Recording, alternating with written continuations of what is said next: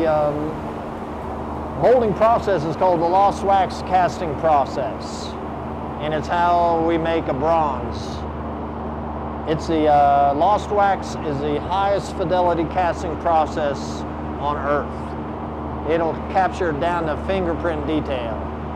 It's what jewelers use, and it's what dentists use, and it's what sculptors use to create small works and also monumental scale.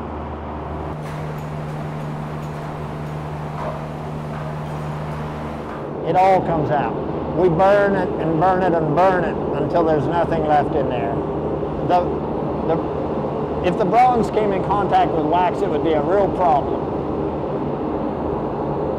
And by that I mean, if wax wasn't completely burned out of a mold and we poured bronze into it, the bronze would make the wax immediately turn to a gas. And a gas is a sudden expansion of volume. And the definition of an explosion is a sudden expansion of volume. So the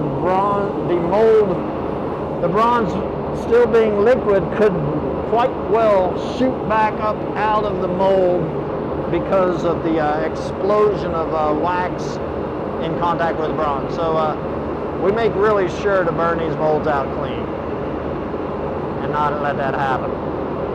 I've never had that happen, but the thing is I have seen imperfections based on wax bubbling into the metal before the metal solidified. We'll be pouring the bronze. We melt it to about 2,000 degrees and pour soon thereafter, and bronze literally solidifies at 1,850 degrees. So it's a small window of temperature that we're working in.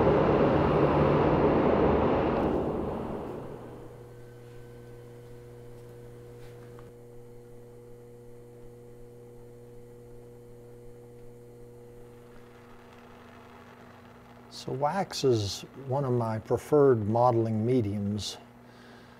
It's a coincidence that I run a foundry business with the lost wax casting process. But you were there for a burnout, I remember. It was a little out of control, but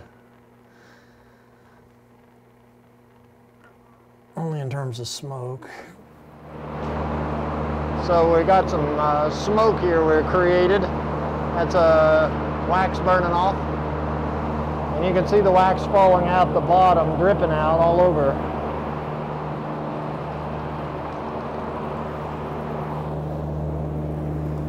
And literally,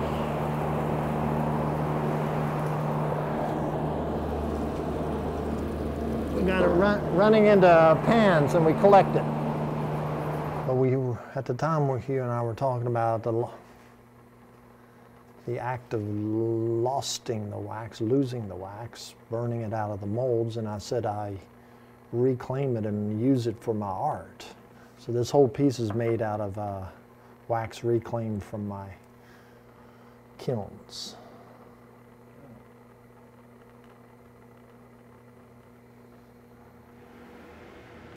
And when I was in art school at 20 years old, I can remember that teachers, they would hand the students materials one after the next for them to work with. And I really literally remember when I first fondled wax, and I really felt like I felt like it was oceanic in depth, and that I needed this deep dive. And that was 40 years ago, 43 years ago. And I've worked in various mediums through the years, but I love to work wax. And I kind of followed that premonition, and it worked out for me.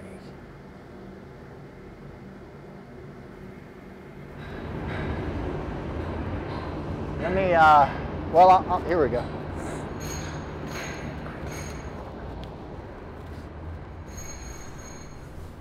This is a monument to a great black woman educator from the Manassas region. She built trade schools, and this was after the Civil War and into the 1900s. Her name is Jeannie Dean.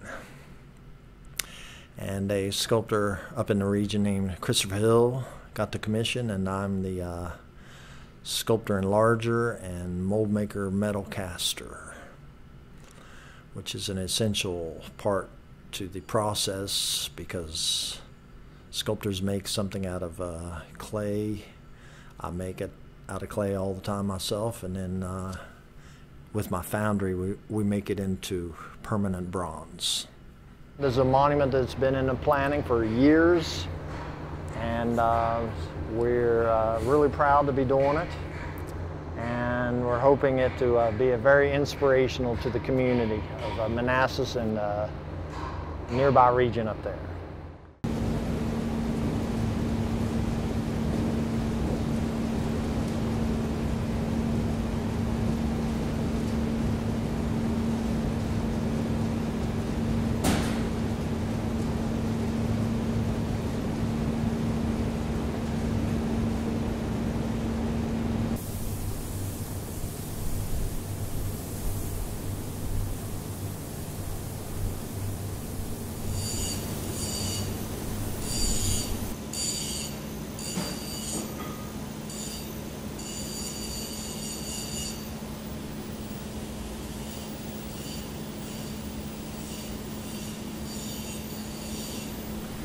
Here we are melting the bronze ingots,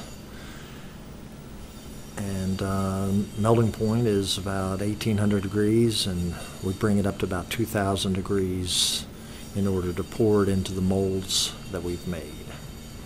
And it's the lost wax casting process.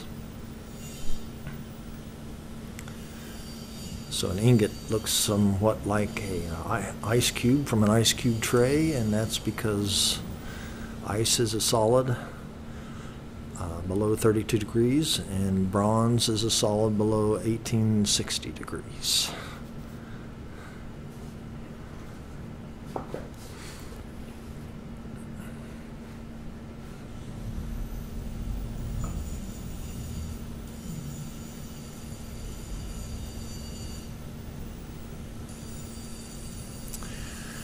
Very little has changed in the 3,000 years that bronze has been cast.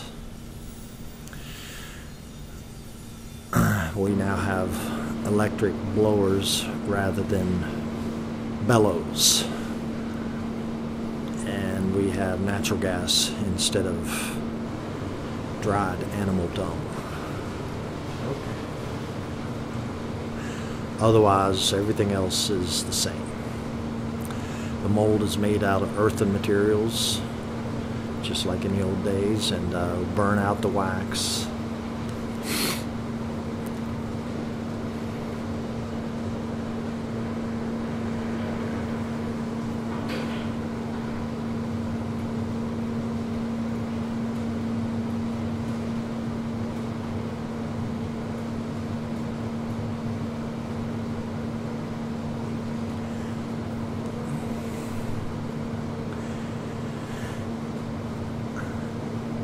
Here we have a large section of the sculpture that has been molded, and the wax has been burned out, and now we've preheated the mold till it's orange hot. And the reason for having a hot mold is so that it offers the least amount of chill resistance to the bronze as the bronze floods the chamber. So I try to bring the bronze to the lowest temperature possible so that it shrinks the most in the crucible itself, and not shrinking in the mold. So by having the mold hot, then I can pour the metal as cold as possible, cool as thick as possible, and still have it runny.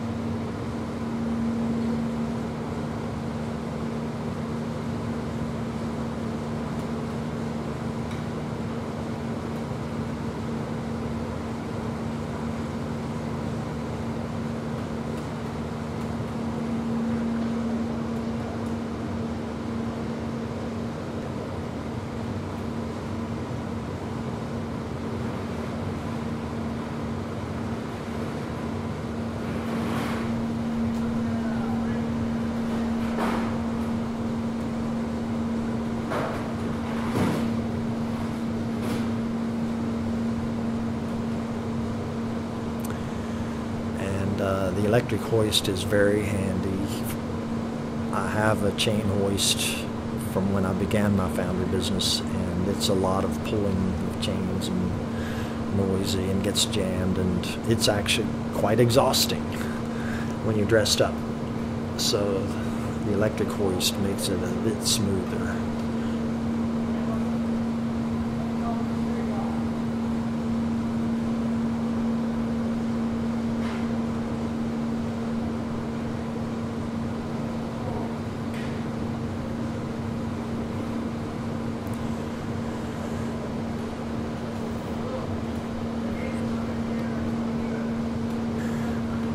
Well, we're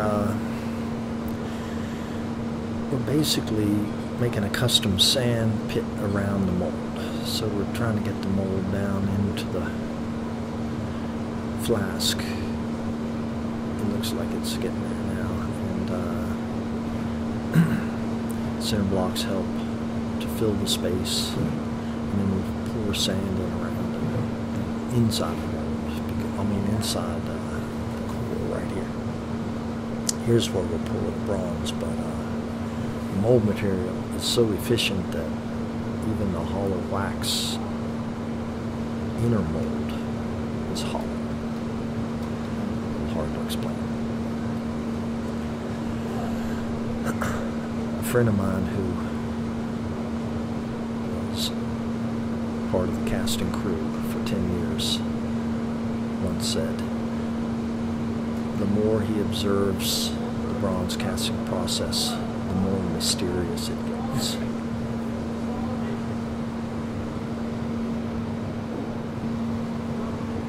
Well, we have put it in these buckets in preparation for filling around this. And the goal is to hold the mold stable in something that won't catch fire, but also to help stop the leak if there's a leak in the mold. So the sand is the first line of defense, and then we most likely put ingots on top of the sand to help weigh it down. So if there is a leak at the bottom or near somewhere in the mold that we can't get to, the goal is to have counter pressure to keep it from leaking out.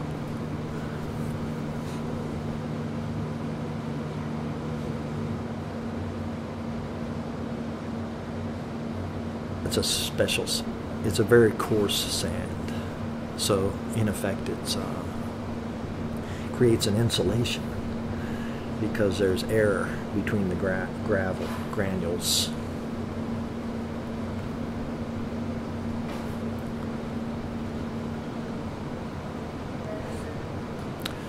So that first step was taking the mold out of the preheat kiln and into the sand pit and under the I-beam for the hoist. You can see the hoist is lined up with the pour spout for the mold. And this second whole step is taking apart the furnace to get at the crucible full of molten bronze.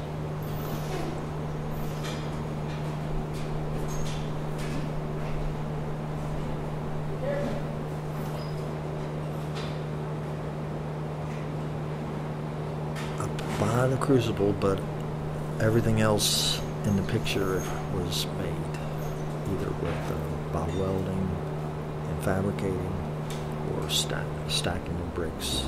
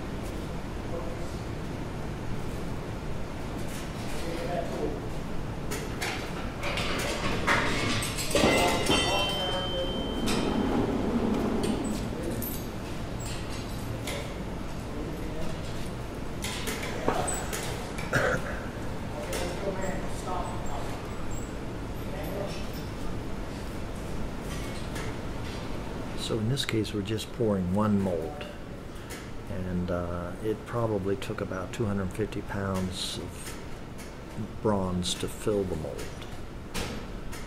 and the crucible can hold 450 pounds, so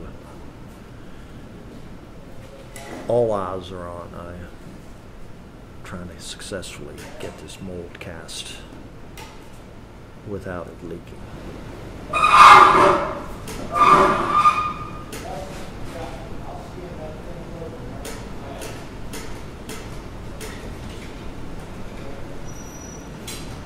We're currently casting the portrait section of the Jeannie Dean monument. It's head and shoulders down to about the waist.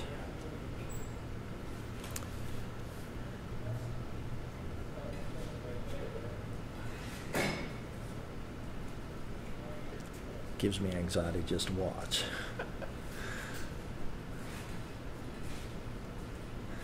I'm such a quiet, peaceful guy, except when there's bronze melting, and then I'm a screamer.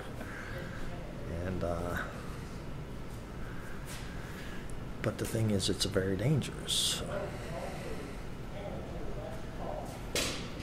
A lot of labor goes into making that mold. But also, there are various commands I use for forward, reverse, up, down. But if the worst thing that could happen would be if that crucible broke open, and the command at that point is jump up and don't come down. Imperfections such as sand or mold material float to the surface, and so we've skimmed off the dross on the surface, and you can see that whole big pan is full of dross. So it wasn't just pure ingot, but there was a lot of recast sections we melted down, and so chunks of mold would float up. And those are ingot molds, kind of like ice cube trays.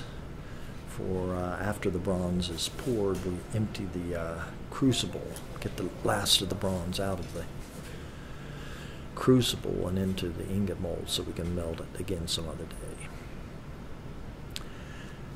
And I use a very old-fashioned way of telling the temperature, and that is when the metal behaves thick, then pour. I've tried various pyrometers, and they break in the middle of a pour, and you're left guessing. So I've just kind of trained myself to pour when the metal behaves a certain way, and therefore that approach works for any kind of metal we're casting, if it's aluminum or bronze or brass. I'm pushing around, but also I'm watching how it sticks to that stainless steel rod, and I'm watching the color on the crucible, especially at the bottom.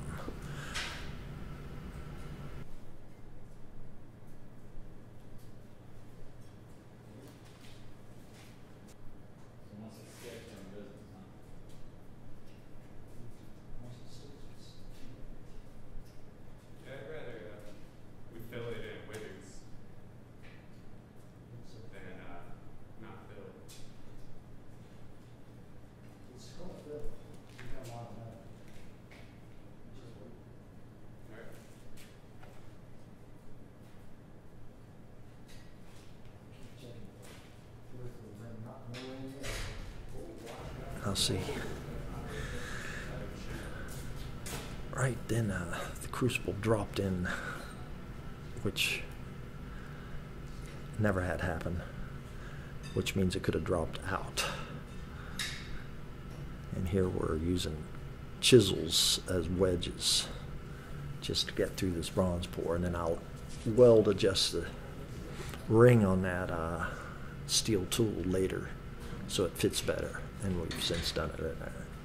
But it's perilously at the bowl, at the apex of the bulge on that. So there's still debris floating around, and so the third man is pushing it back. His job is to keep chunks of dross from going down into the mold.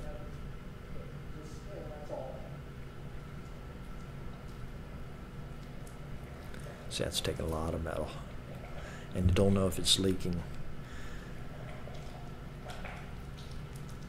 Okay, didn't leak so far.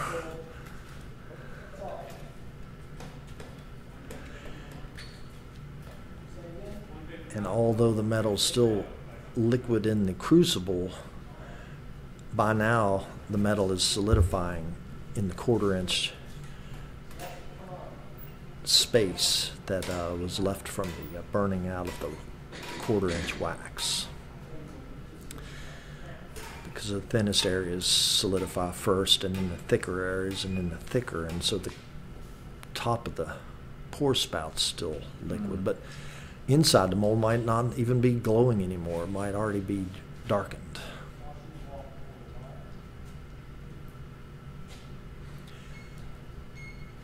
And here we've poured a couple big ingots.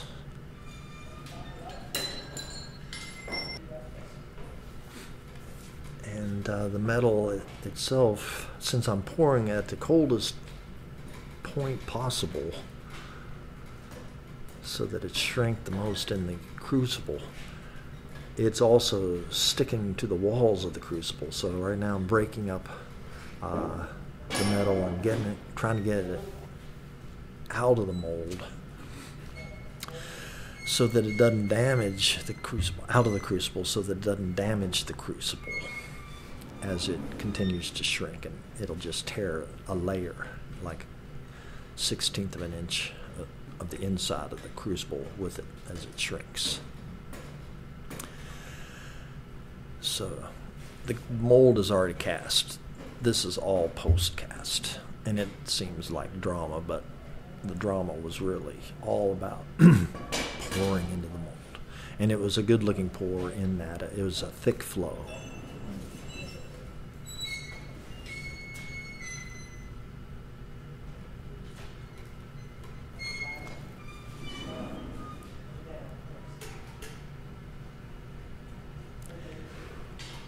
And the casting turned out really beautifully on this.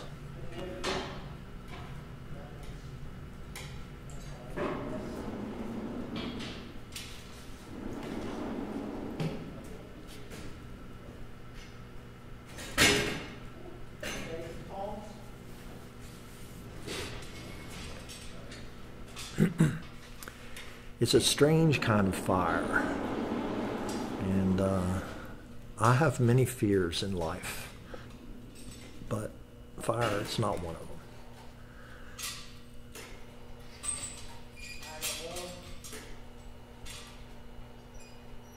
But again, it's not like the fire that firemen deal with. This is just a radiating heat. And, you know, the leather can start smoking and curling up, withering from the being so close to the heat. So that's why we're wearing leather, is to protect, because I'd rather burn the dead cow skin than my living human skin. So it's the last line of defense.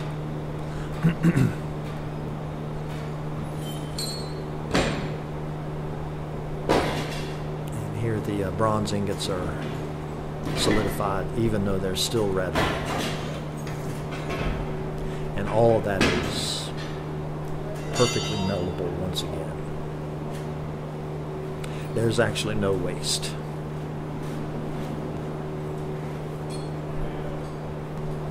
There's spills in the mold, in the sand pit, all that can be melted down again. It looks like, see, there's a spill stuck to the side of that mold. It's nothing. That was just on top of the surface. It wasn't a leak. And it has sand, it's got sand permeating all through it, but the thing is, when melted again, the sand floats up and becomes dross and is easily skimmed off. So the sandy chunks of strange shaped bronze are not reduced in value. They are in fact very similar to the way bronze is found when mined in the earth. And they refine it by fire, by cooking it and having the imperfections float up and skim them off. And one of the points that I make sometimes is, they talk about the earth as having a molten core of steel, of iron, and various other metals, of course, but primarily iron, and that's why we got the magnetic reading and such. But also, the Earth's surfaces move around on the molten iron, and it's called plate tectonics. So basically, that's earthy material floating on top of metallic center, which is exactly what we're doing here, except it's ambidirectional, whereas we're just dealing with unidirectional gravity of the Earth, and the metal wants to go toward the center of the Earth, and the molten material has to get out of the way, it floats on top because it's less dense. But the tectonic continental plates are earthy material floating on molten metal. Bronze is our very archival medium. I guarantee my bronzes for 2,000 years, or 2,000 degrees, whichever comes first. Now, what do I mean by that? Well, you can think about that on your own. But 2,000 years is 100 human generations. So when I'm making a bronze, I'm not just thinking about like putting it in an art show this year. I'm thinking about how it will be viewed by future generations, people who are as yet unborn, who are going to be curious about the piece and or trying to connect dots as to what it means. So I'm really trying to make art that has staying power, and in a language that isn't based on English, but based on human story. And I never give up making art. There's 101 reasons to give up making art. Michael, perhaps you've run into a couple of them yourself. And, if I may say, sometimes they gang up on you in a gaggle of reasons to give up making art. Like 5 at once. Well, art is not for the swiftest. Art is for the most doggedly determined. It's not really for the most talented. It's for the ones that refuse to give up. Art is greater than money. It's a greater currency than money.